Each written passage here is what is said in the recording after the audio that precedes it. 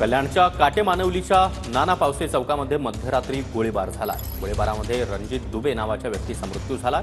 उत्तर प्रदेशातील जागेच्या वादावरून चुलत भावाकडूनच रणजित दुबेची हत्या झाल्याचं आता समोर आलंय। तर आरोपी राम दुबे कल्याण कोळसेवाडी पोलिसांच्या ताब्यात आहे।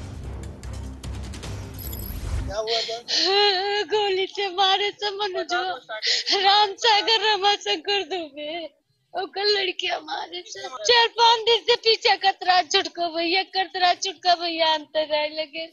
कुछ साल पहले माबू माई के मारे रहा जमीनी के नाते हुए बदला ले। फिर यहाँ कुछ दिन पहले भैया के मारे भैया हाथ उठा हमार भैया 14 दिन बंद रहे बरे आए न तो मारी ना जानते।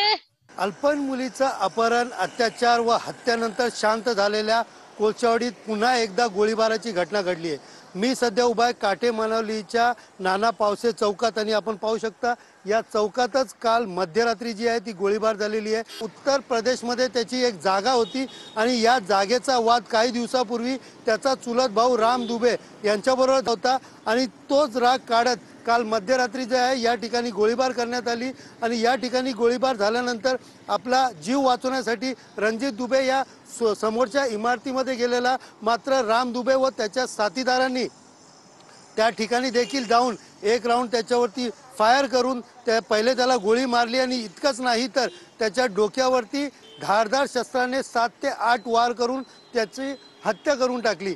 सध्या कोळसेवाडी पोलिसांनी या पूर्ण प्रकरणामध्ये राम दुबे व त्यांच्या साथीदारांना आपल्या ताब्यात घेतलंय। मात्र या घडलेल्या घटनेमुळे कोळसेवाडी परिसरामध्ये दहशतीचं वातावरण निर्माण झालेलं आहे। कॅमेरा पर्सन गणेश रहाटेसह सुनील जाधव, TV9 मराठी, कल्याण।